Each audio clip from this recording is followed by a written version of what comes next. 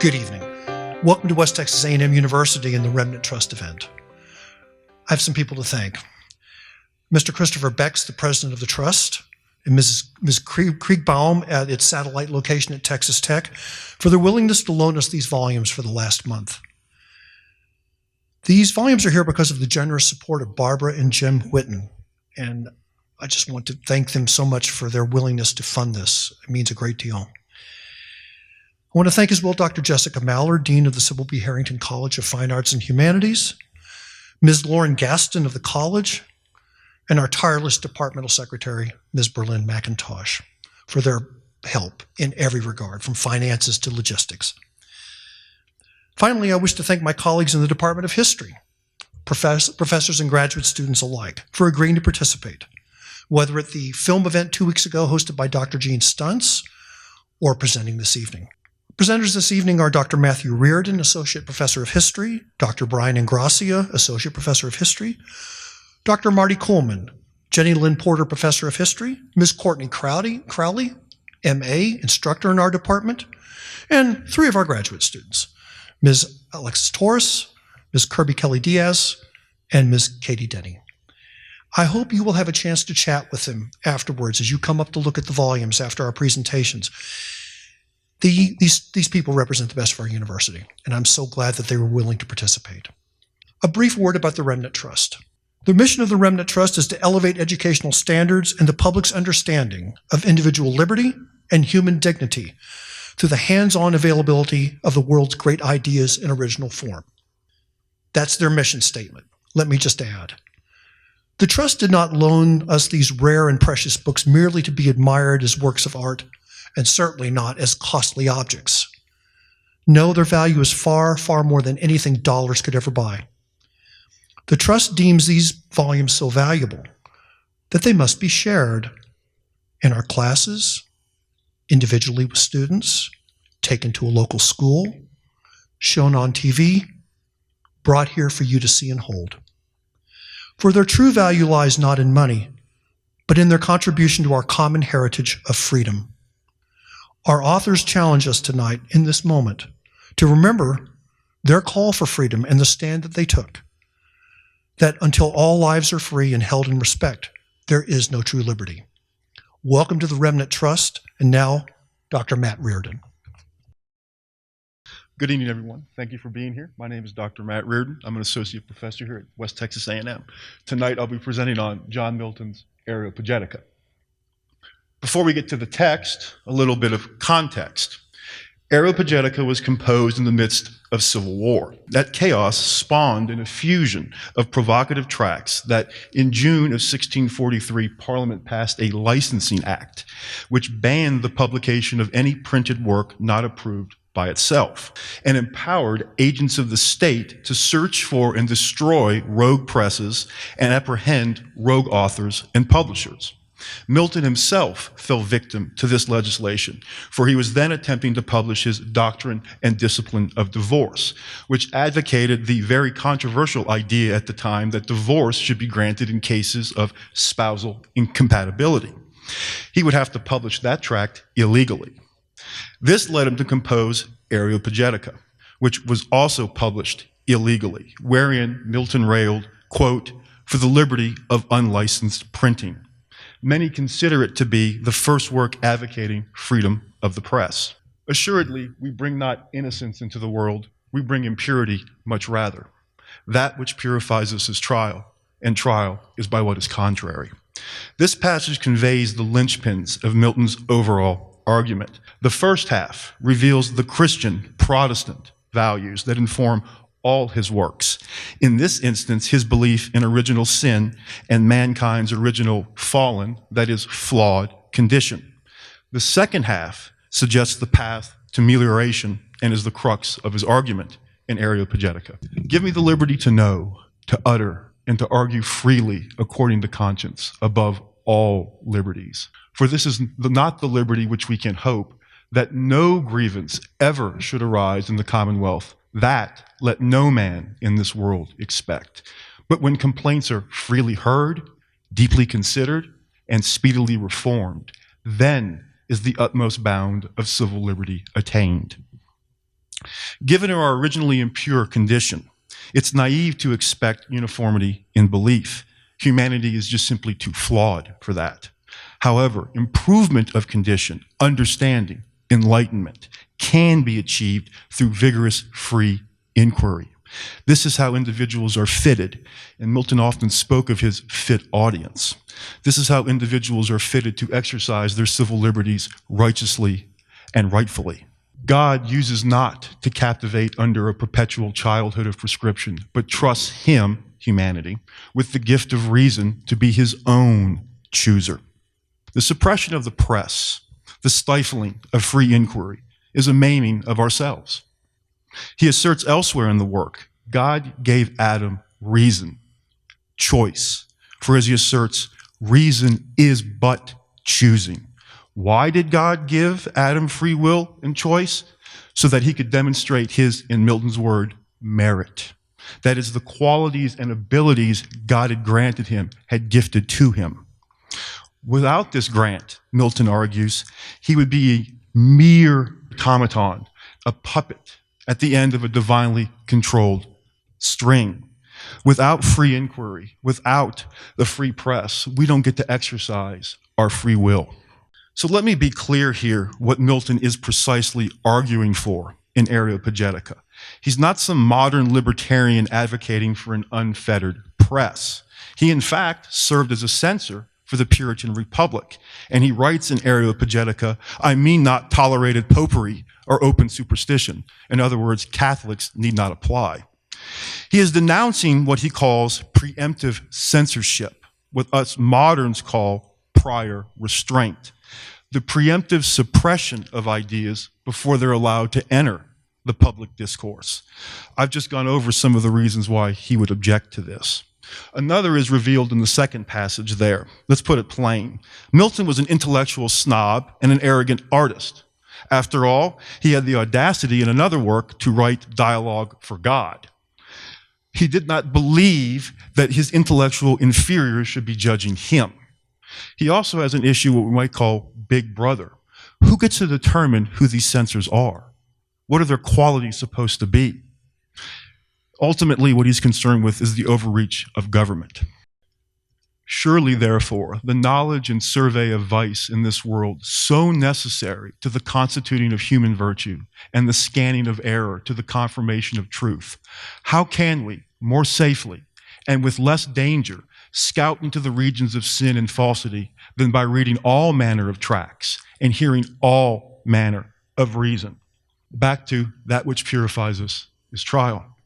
Milton demands, for the most part, again, Catholics need not apply, an open field of inquiry because it leads to the dissipation of ignorance and the detection of error.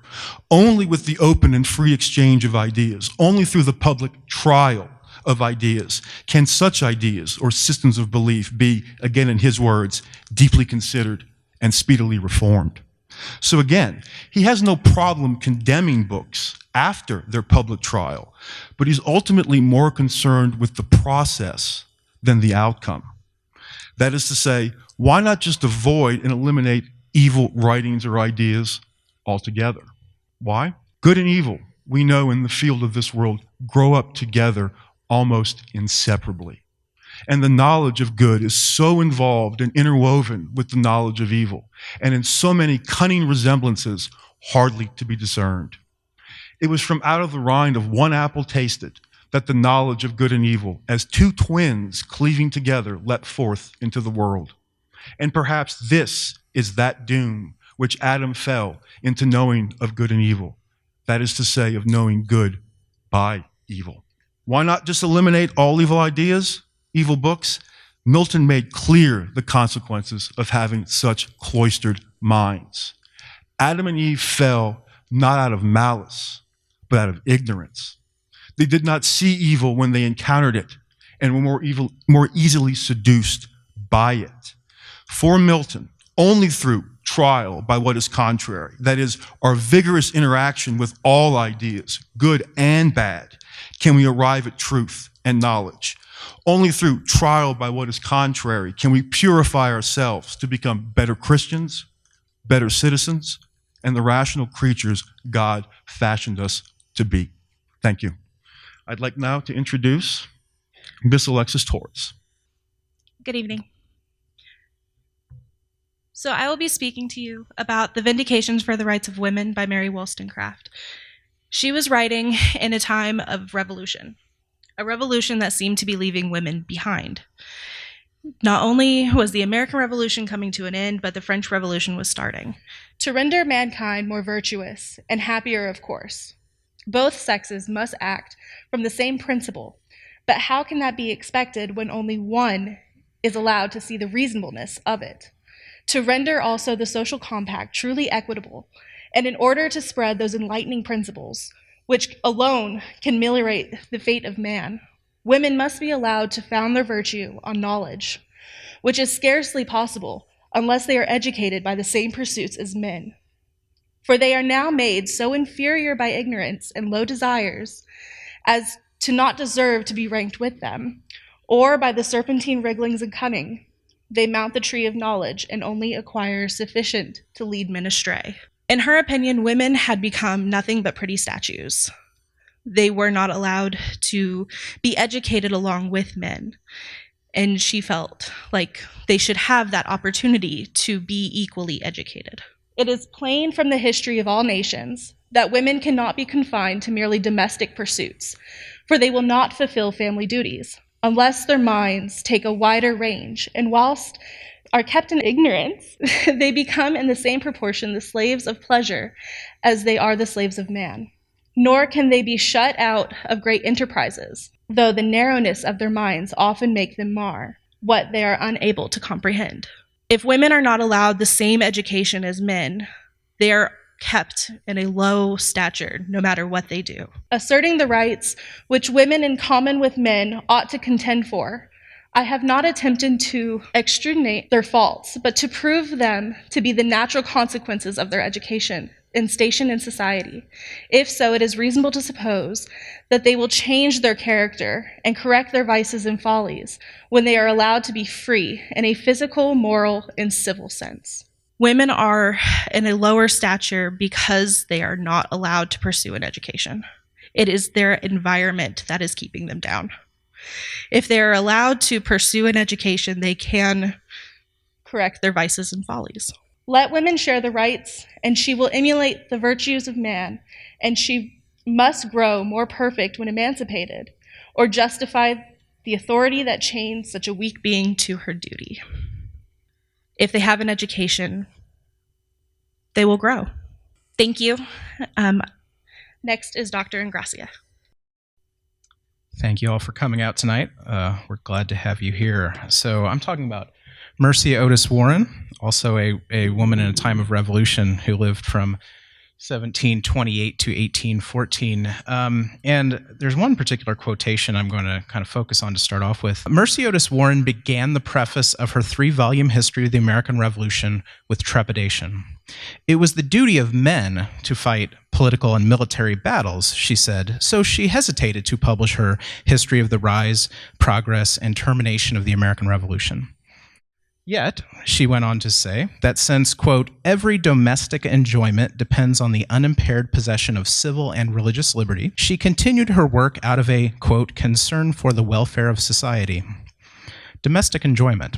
I'll say that phrase again. There are multiple ways to interpret that phrase, domestic enjoyment. Domestic could mean within one's home, of course, or it could mean within one's nation.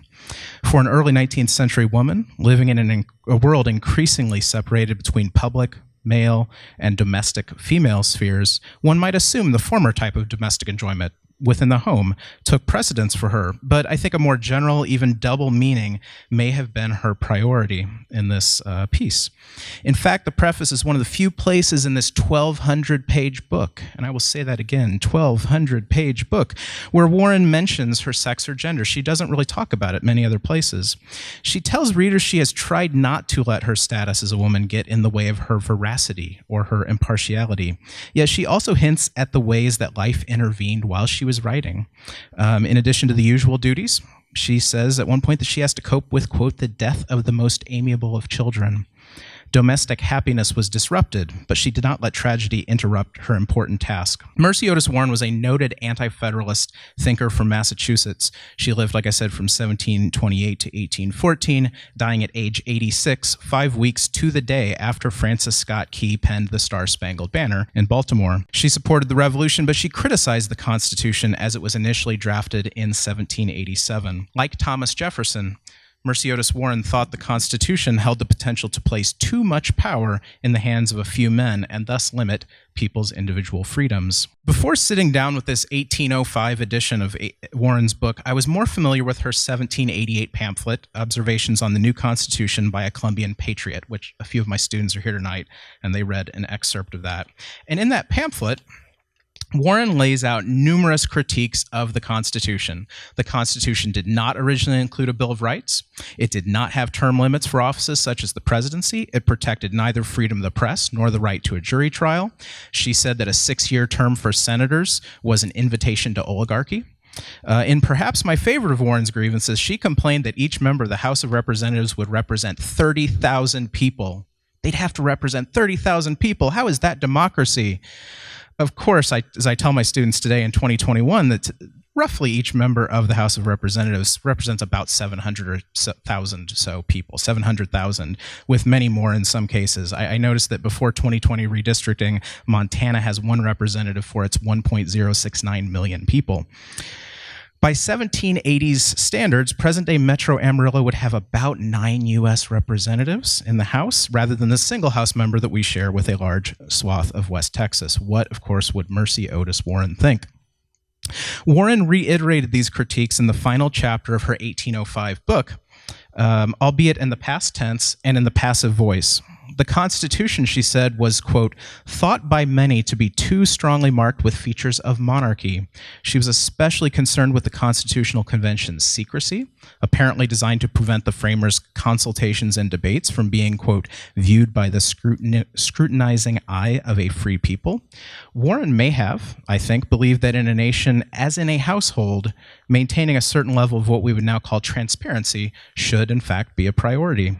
In the book, Warren even added her fear of a, quote, federal city whose cloud-capped towers might screen the state culprit from the hand of justice, while its exclusive jurisdiction might, in some future day, protect the riot of standing armies encamped within its limits.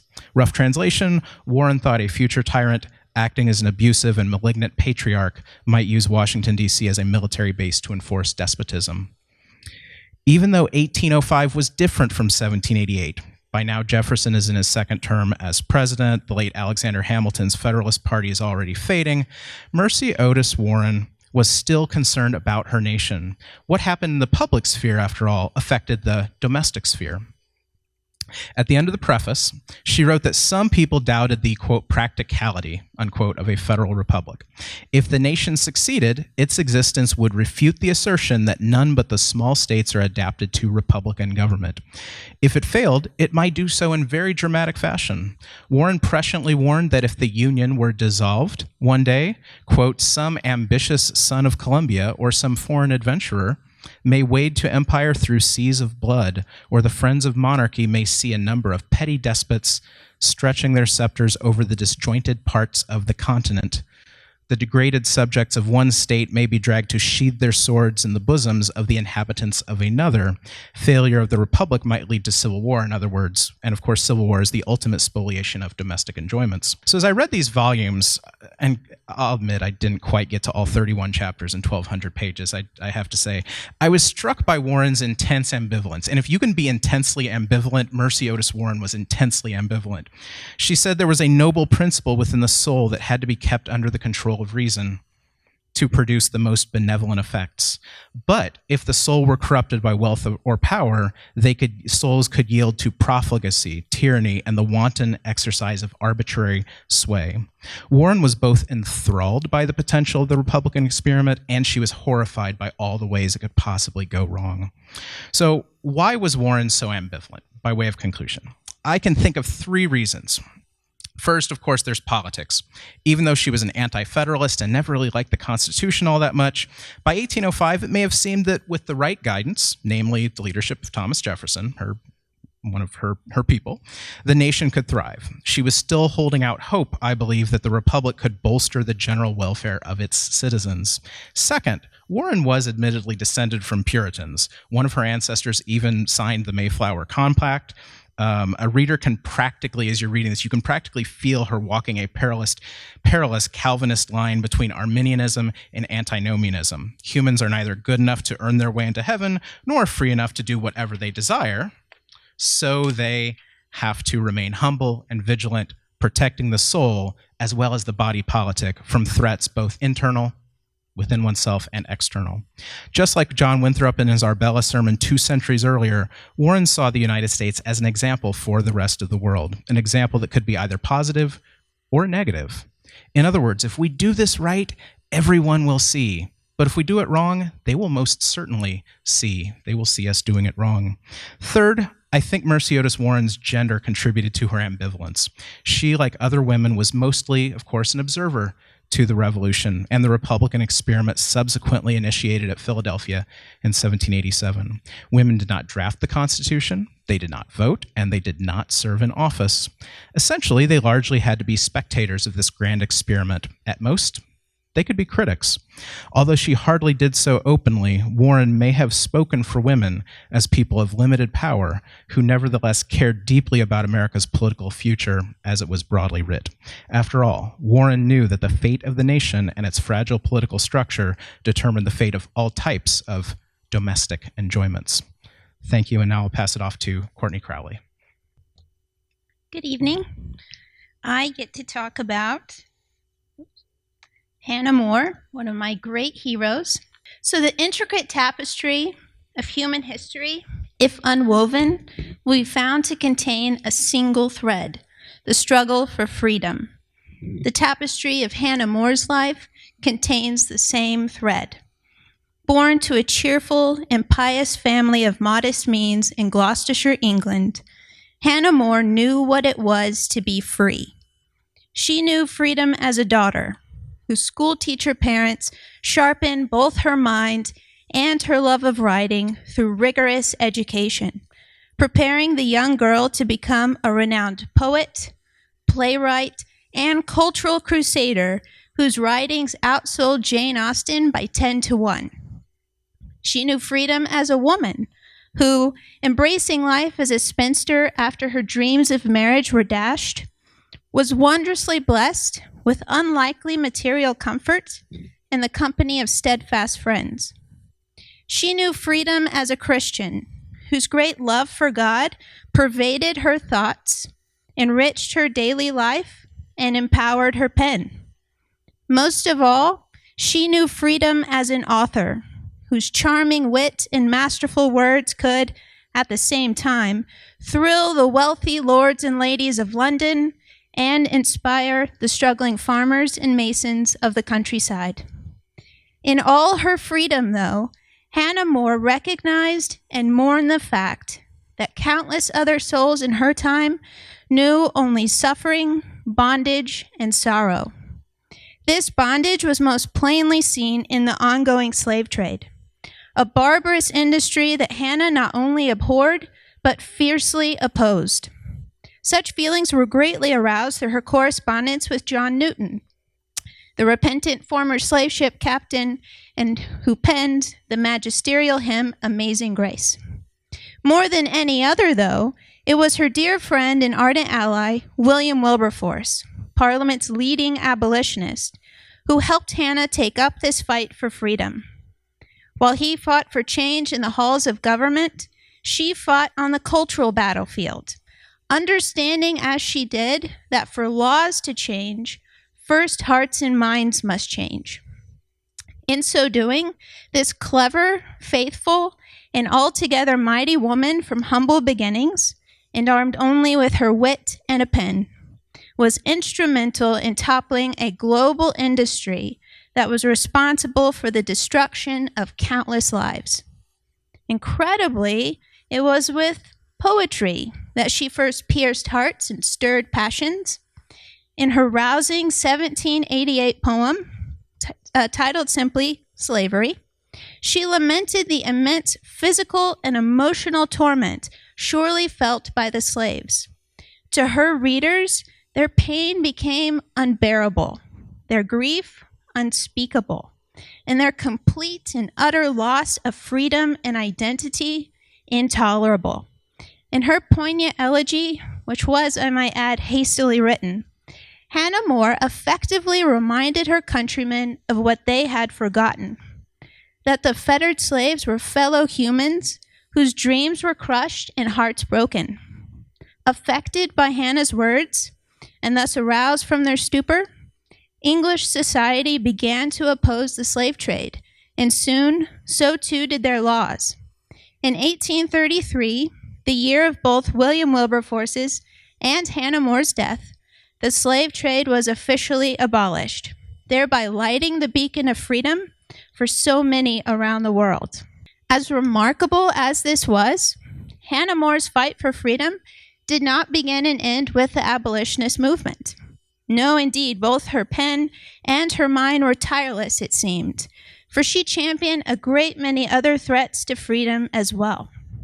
Believing knowledge to be the great liberator, Hannah was a passionate crusader for education, running schools for the lower classes, both boys and girls, who were ignored by society and enslaved by poverty. Passionately holding to a vital and vibrant Christianity, Hannah used her words to encourage and exhort her peers to break free from the bondage of complacent apathy, leading instead lives of compassion, morality, and charity. Finally, she published cheap, moral, yet entertaining, stories for the working class in an effort to free them from the chains of vice, crime, and despair. Incredibly, all this she did, not for the sake of fame and fortune, but in order that everyone can enjoy the freedom that she herself enjoyed. In truth, the full impact of Hannah More, a woman born in a humble cottage to a quiet schoolmaster, is beyond measure. Just think, she could have easily and freely chosen to revel in the fame and glamour of London. She could have just as easily and freely grasped the hand of wealth and connection through marriage. Instead, Hannah More decided to use her unmatched flair as a wordsmith to champion freedom. She offered freedom to slaves with her poetry. She offered freedom to the poor with her pamphlets. She offered freedom to society with her prose. Indeed, she offered freedom to all with only a pen. Thank you. Next we have Miss Kelly Diaz. Elizabeth Cady Stanton was a brilliant writer, proto-suffragette, and abolitionist.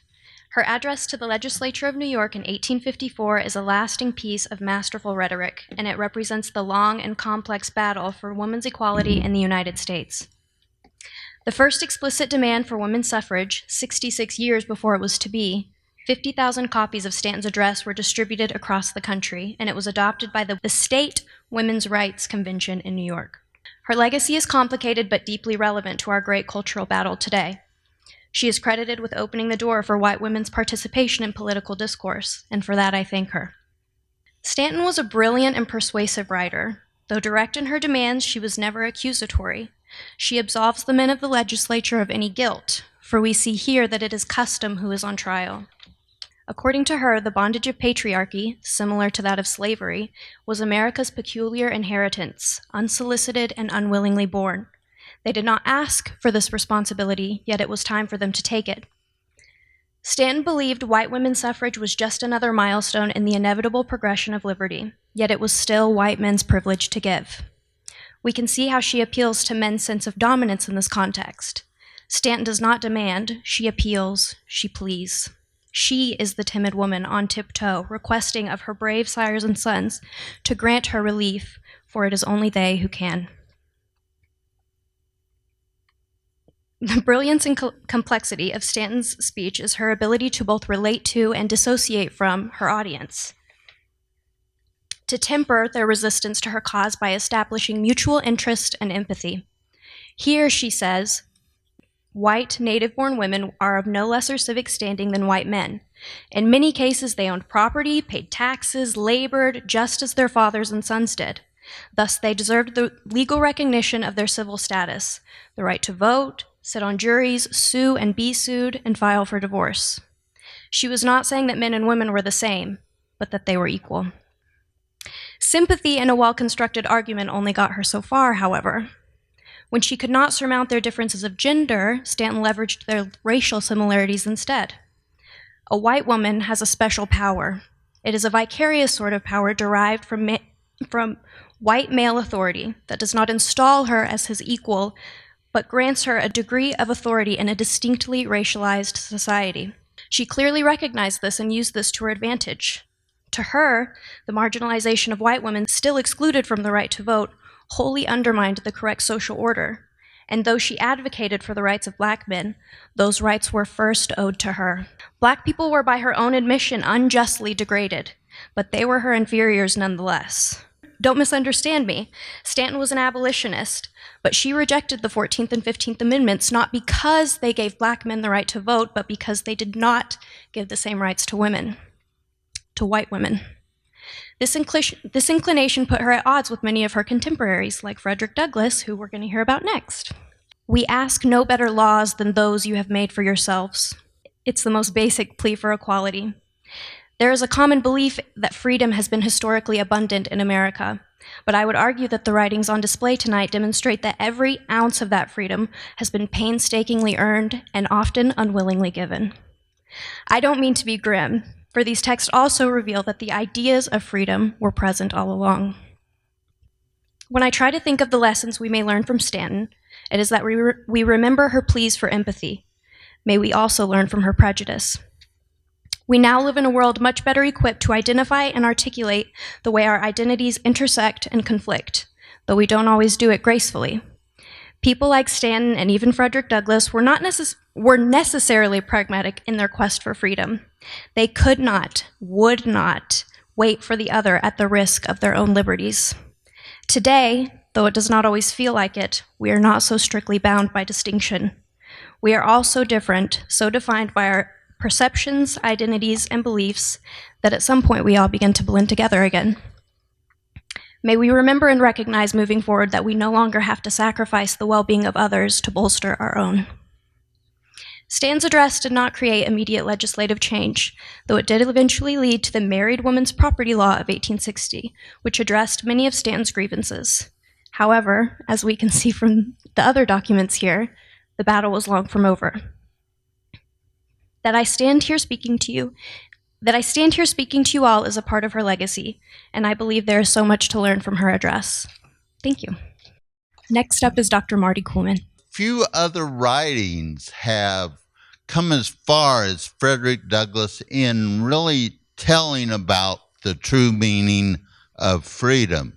And his autobiography, which tells of his life as a slave, for example, or his autobiography, which tells about how he taught himself to read when, for example, it was against the law in most states for slaves to learn how to read.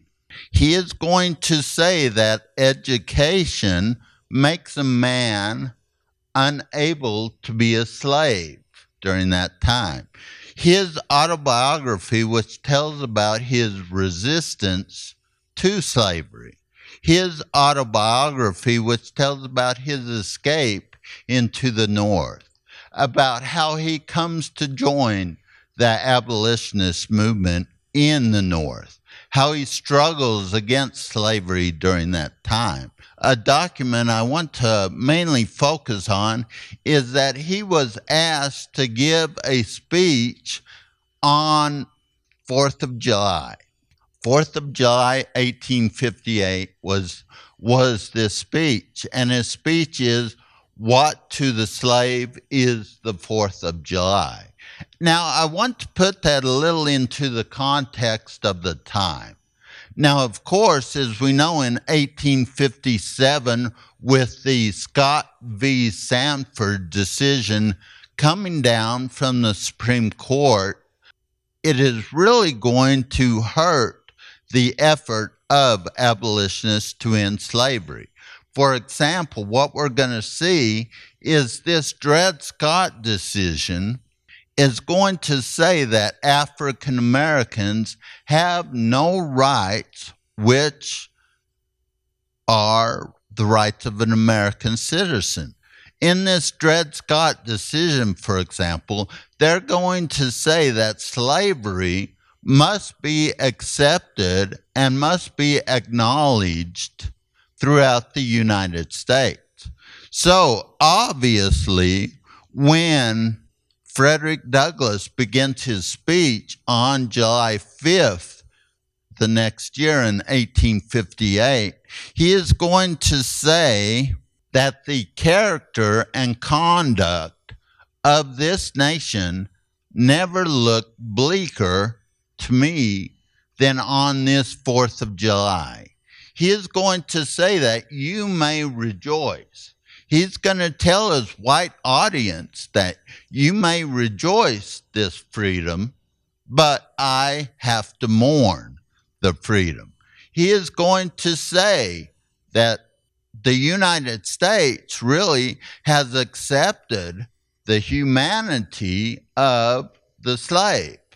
He points out that as long as there are laws, for example, a law in Virginia, which says that a slave cannot be taught to read or write, that they are admitting the humanity of the slave, that the slave has the capacity to read and write, which makes him human. Now, animals, obviously, there are no laws that say animals cannot be taught to read or write. Obviously, they don't have the capacity of that during that time. So he said, and Frederick Douglass points out the hypocrisy of the nation, that a nation, how can a nation say that they are a true democracy when they allow slavery to continue within its borders? How can a nation celebrate freedom when they allow slavery to exist in its borders? He is going to say, no, you are not a true democracy during this time. And he is going to say how this 4th of July is not true to the slave. Your celebration is a sham. Your boasted liberty and unholy license, your national greatness is swelling vanity. Your sounds of rejoicing are empty and heartless. Your denunciations of tyrants, brass-fronted, impudence. Your shouts of liberty and equality, hollow mockery. Your prayers, your hymns are not true. All of this is done to cover your crimes, which would disgrace a nation of savages. So he does not mince any words. He says, I'm going to shame the United States for what they are doing. But he is going to say in other writings that there is still a possibility that you should live up to your Constitution, that you should live up to the promise of freedom during this time, that your Constitution has been trampled on, but it still holds this great power, this great freedom that they can have. The Constitution may be right. It is right. The government wrong. If the government has been governed by mean, sordid, and wicked passions, it does not follow that the Constitution is mean, wicked, and sordid. So he is saying that the Constitution can be used, can deliver the true freedom that it was written to bring about. The Constitution is not pro-slavery. And this is an important answer, I think, to the Dred Scott decision, that no, it is not constitutional to have slavery. And this is an important idea, of course, that he brings out.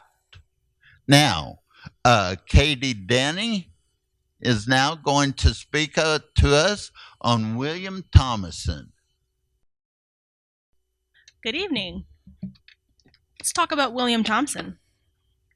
Appeal of one half of the human race, women, against the pretensions of the other half, men, to retain them in political and thence in civil and domestic slavery, in reply to a paragraph of Mr. Mill's celebrated article on government. Now that's a title. William Thompson was an Irish philosopher who exercised his political prowess in England. By today's standards, and even the standards of his time, Thompson was considered a socialist who was in favor of economic equality and communal living. While his work on progressive labor economics and politics was a predominant focus of his lifetime, we're here tonight to briefly discuss his more feminist writings regarding pro-female political participation. Although Appeal of One Half of the Human Race is credited to Thompson, he credits a great deal of the ideas presented in this work to his close friend, Anna Wheeler. Published in 1825, Appeal of One Half of the Human Race is a direct response to a piece written by James Mill. Mill's piece was titled Essay or Article on Government, and essentially denounces the idea that women could participate in a political life to any degree, because they were A, protected by their husbands and sons, and that's who represented them, but also because the sole function of a political body is to serve the happiness of the male half of the population. Clearly, this assertion did not go over well and was not received well by some, given the existence of this 200-page manuscript dedicated to obliterating this argument. Thompson dedicates the first section of Appeal to proving the basis of Mill's exclusion of women in politics as fraudulent, before moving on to the second phase of his argument. Question 2. If this involving of the interests of women in those of men do exist, is it a sufficient reason, or any reason at all, that either of the parties, men or women, with interests so identified, should therefore be deprived of civil or political rights? This question prefaces the entirety of the second section of Thompson's rebuttal to Mill. Mill interchanges the words human and man or male when outlining his argument. But Thompson argues that women are one half of the human race and as much entitled to happiness on their own account, for their own sakes, as men. Thompson goes on, when every individual is made happy, the happiness of the whole is promoted. This is the basis of Thompson's ideas on social, political, and economic equality among classes and among the sexes. Thompson does not hesitate to point out the contradictory nature of Mill's arguments against the political rights of women. The emphasis is his, by the way. Is the man who is remarkable for comprehensive benevolence less apt on that account to indulge in kindness towards those with whom he is immediately connected? Why then a woman? Is man less an object of love to woman, less capable of feeling and inspiring love because he is intelligent and benevolent? Because he rejoices in the happiness of all who smile upon or around him? Why then should woman be less likely to increase her own enjoyments? Let that sink in for a minute. If we don't hold a man to these standards, why do we hold women to them? There was a prevailing idea that because women were softer and more docile, women were incapable of participating politically in society. A woman relegated and dedicated to child-rearing and ensuring the happiness of her loved ones would be incapable of making tough decisions and promoting ideas that would benefit society. Sadly, this rhetoric is still prevalent in some circles to this day. But we have come to learn that this is not the case. Women are increasingly stepping into positions of power in our political world. Women are leading nations, making those tough decisions, and challenging misconceptions about femininity in a man's world. Appeal of one half of the human race is a poignant work that echoes into the present day. William Thompson and, lest we forget, Anna Wheeler, were not afraid and certainly did not hold back when they declared to their society and ours that women are indeed capable. Thank you, and I invite back to the podium Dr. Bruce Brasington. Algernon Sidney. Born in 1623, executed on false charges of treason in 1683. Algernon Sidney stands as one of the greatest champions of Republican government. He never wavered from his belief that the people and their representatives should rule, not kings. He was not some theorist living in an ivory tower. His words were always backed by action. He served with distinction in Cromwell's army and helped defeat Charles I. He then was a member of Parliament under the Commonwealth. However, when the Lord Protector, Cromwell, tried to get a bill passed to restrict the freedom of elections, Sidney stood his ground, literally. Only the threat of violence caused him to leave the house. In the years following, he criticized Cromwell, and then after the restoration of the monarchy in 1660, King Charles II. His criticism so irritated the new king that he was exiled to France. Only in 1677 could he return to England.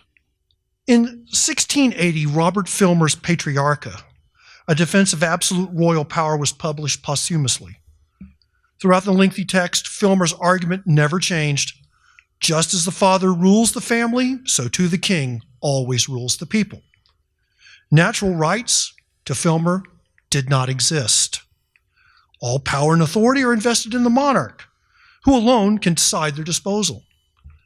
Supporters of Charles II were delighted. Algernon Sidney certainly was not, and his massive discourses, which is on the table over there, and it is indeed massive, attacked every sentence of the Patriarcha, volley after volley, defending contractual government, government by the people, the sovereignty of the people. Volleys like so many cannon blasts across the pages. And so here's a quote. In that wonderful 17th century English, our author Filmer now pulls off his mask and plainly tells us that 'tis not on account of conscience, but for fear of punishment or hopes of reward, that laws are to be obeyed. I say if that be true, our author's conclusion is altogether false. For the directive power of the law, which is certain, and grounded upon the inherent good and rectitude that is in it, is that alone which has the power over the conscience. We shall find that to be the law, which must be founded upon that eternal principle of reason and truth, from whence the rule of justice, which is sacred and pure, ought to be deduced, and not from the depraved will of man. The sanction, therefore, that deserves the name of a law, which derives not its excellency from antiquity or from the dignity of legislators, but from an intrinsic equity and justice. The law is good not because of the authority that issues it. The law is good because it is good. That law ought to be made in pursuance of that universal reason to which all nations at all times owe an equal veneration and obedience. Thus, it's by the standards of law that, he continues, we may know whether he who has the power does justice or not, whether he be a minister of God to our good, a protector of good, and a terror to ill men, or the minister of the devil to our hurt. If therefore he does not follow the directive power of the law, be not the minister of God, he is not a king, at least not such a king as the apostle commands us to obey. And if that sanction which is not just not be a law, it can have no obligation upon us. Lex, rex, the law is king. All are under the law. Authority and power come from the people, guided by that law of justice, virtue, and liberty. And even when the king, a few years later, had his revenge on Sidney, sentencing him to death on false charges of treason, Sidney did not waver. In 1683, Sidney was implicated in the infamous Rye House plot, where opponents of the Stuart monarchy had planned to blow up the king and his entourage. The Crown's Judge Jeffreys made the trial a sham. Due process was not followed because he'd already been judged guilty. Only one witness could be found, not the two required by law. And even he, Lord Howard, was dodgy, to say the least. Instead, the discourses, which had yet not been published, were used against Sidney as evidence that he had intended to foment rebellion. So Sidney went to his death on a cold December day in 1683. But standing before the axe, he made his final speech. And here's my second quote. Bear with me, please.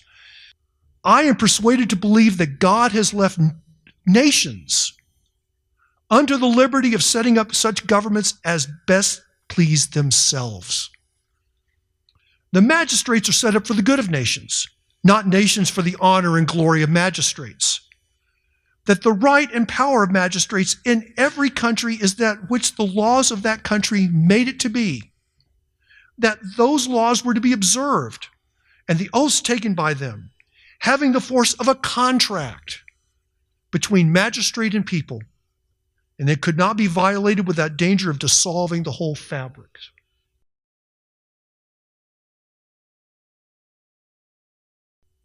And then he concludes, by these means I am brought to this place. The Lord forgive these practices and avert the evils that threaten the nation from them. The Lord sanctify these my sufferings unto me, and though I fall as a sacrifice unto idols, suffer not idolatry to be established in the land. Bless thy people and save them. Defend thine own cause and defend those who defend it. Stir up such as are faint. Direct those who are willing. Confirm those that waver. Give wisdom and integrity unto all.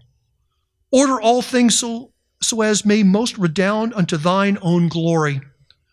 Grant that I may die glorifying thee for all thy mercies, and that at the last thou hast permitted me to be singled out as a witness of thy truth, and even by the confession of my opposers, for that old cause in which I was from my youth engaged, and for which thou hast often and wonderfully declared thyself. The crown got its revenge. Its critic was removed. But Sidney's words lived on. They echo in the Declaration of Independence of the United States of America. They live in the volumes tonight. Douglas, Stanton, Susan B. Anthony, and the rest all gather alongside Algernon Sidney. All declare that cause ever ancient and new, the cause of freedom. It was Sidney's, it was theirs, it is ours. Let us take our stand, let his motto be our own. Manus haec inimica tyrannis. This hand is the enemy of tyrants. And now a brief word by way of conclusion. Thank you for coming this evening. I hope that you have found our time together not only intellectually stimulating, but also, even more so, an occasion for reflection. So often I use the words freedom or liberty without thinking of the cost, the very real human cost, that makes those words a reality in a hostile world, whether it's 1800, 1865, or 2021. Behind these volumes we have discussed, and you will see a sacrifice. Our author's sacrifice for that freedom.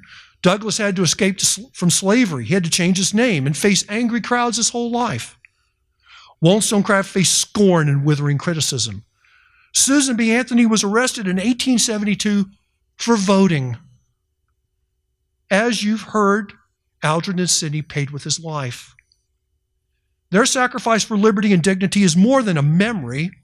It's more than something just contained in an expensive volume. It is a promise for us to keep and to fulfill. And when I think of that promise, another author comes to mind who's not here this evening, Langston Hughes, the conclusion to his great poem, Freedom's Plow. A long time ago, an enslaved people heading toward freedom made up a song. Keep your hand on the plow, hold on. The plow plowed a new furrow across the field of history. Into that furrow, the freedom seed was dropped. From that seed, a tree grew. is growing, will ever grow. That tree's for everybody, for all America, for all the world. May its branches spread and its shelter grow until all races and all people know its shade. Keep your hand on the plow.